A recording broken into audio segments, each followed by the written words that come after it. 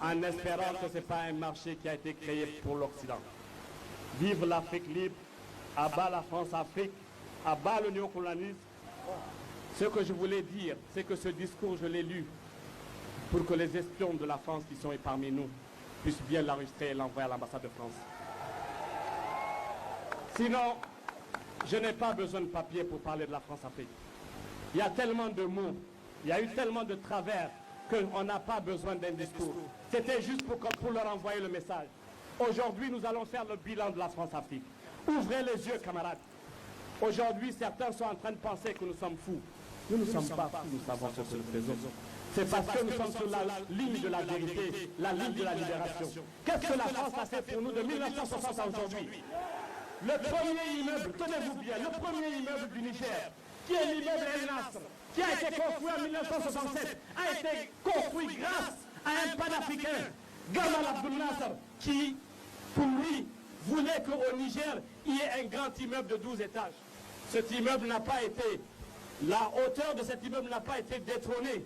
Il a fallu quelques mois que nous voyons le Radisson Blu avec 13 étages.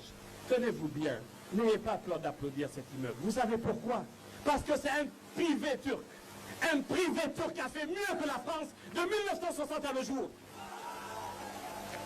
Regardons encore tous ces immeubles que vous voyez là. Et pour vous dire, la France n'a même pas honte. Est-ce que vous savez que Areva et toutes ces sociétés minières louées dans l'immeuble Sonara, un immeuble qui a été construit par des anciens, nos grands-parents, nos parents, je parle de Diori et de ses amis, et ils l'ont fait grâce à l'argent de l'arachide. Si l'arachide peut faire un immeuble, ça veut dire que l'uranium pouvait transformer notre pays. Mais ils ne l'ont pas fait parce qu'ils nous ont pillés. L'impérialisme, le néocolonialisme, les bases militaires étrangères, les valeurs locaux. La dernière fois, j'étais choqué sur les réseaux sociaux de voir que des jeunes ont été invités sur la base militaire ici. Et comme par hasard, avec des jus, avec à manger, et on leur permettait même de faire des selfies pour voir les drones Reaper. Mais ne soyez pas dupes. C'est parce que justement, ils savent que c'est en train de bouder. Les gens veulent cette révolte, ils ouvrent les bases pour vous montrer ce qu'il y a dedans. Tenez-vous bien. La France qui ne nous a pas fait des hôpitaux, la France qui ne nous a pas fait des immeubles, la France qui nous a rien fait. Comment est-ce que quelqu'un qui ne nous a rien fait puisse amener un arsenal de guerre pour dire qu'il est là pour vous protéger?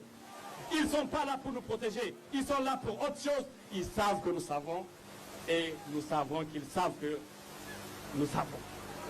Ce que je voulais dire, je ne vais pas vraiment durer, mais je voulais vous dire tout simplement, la lutte ne fait que commencer aujourd'hui. Nous ne devrons pas lâcher. Et si la France a pu faire ce pillage, c'est parce que justement il y avait des valets locaux. Et tenez-vous bien, et je m'adresse à mes grands frères des leaders politiques, comment est-ce qu'une personne qui prie régulièrement ces 5 prières, qui fait le jeûne, qui fait la zakat, qui est allongé sur son lit, puisse penser que c'est la France qui donne le pouvoir et que ce n'est pas Dieu qui donne le pouvoir? Dites-leur que c'est Dieu qui donne le pouvoir.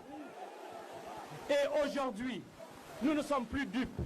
Nous savons, il y a beaucoup d'entre eux qui fréquentent les chancelleries parce qu'ils veulent se positionner. Parce que dire que France no girno koitara, France sara no koitara, France baiba iko, Allah yake bada iko.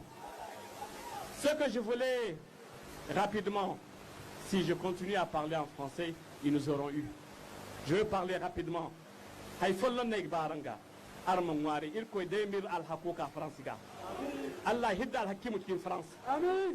C'est pas normal. Est-ce qu'il y a des gens d'Agadez ici? Agadez, Arlit, je vous assure, s'ils étaient sérieux, Agadez devrait être comme Doha, comme Dubaï. Sincèrement, la capitale du Niger aujourd'hui, avec toute l'exploitation qu'ils ont eu à faire, ce pays ne devait pas ressembler à ça. Donc réveillons-nous et montrons-leur que nous avons compris. Il faut aider me dire c'est Noro mo kigba im barmay tari barmay yenno igba de no imir chuta sibisara irsi yadda zamir si hamburai di irko e bamu irko wosti kal timbanda irgo mo fondo hannara kangana imbe kan haya wasirse.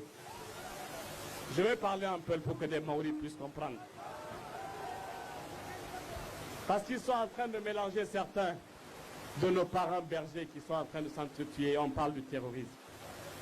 Diamare, ko jinno min famon est-ce que odon don gina ko wonno wadano kuje de fu handen mi halna on gonga France wonno wattodira himbe to on jabe gambe jidana kaben hebe be bujja jawdiji men filla ceede de fewre no filla terrorisme o fewre no to on jabe hande to on jabe jango. Je vais être bref parce que je sais qu'il fait très chaud. On ne va pas abuser. D'ailleurs, je voulais vous informer, au début, nous avons voulu faire cette manifestation de 16h à 22h pour éviter que les jeunes ne souffrent parce qu'avec ce soleil, ce n'est pas facile. Et ils nous ont refusé cette autorisation pour nous dire qu'il faut le faire à 8h. Donc, ce que je voulais dire... Ils disent qu'il n'y a pas de soleil.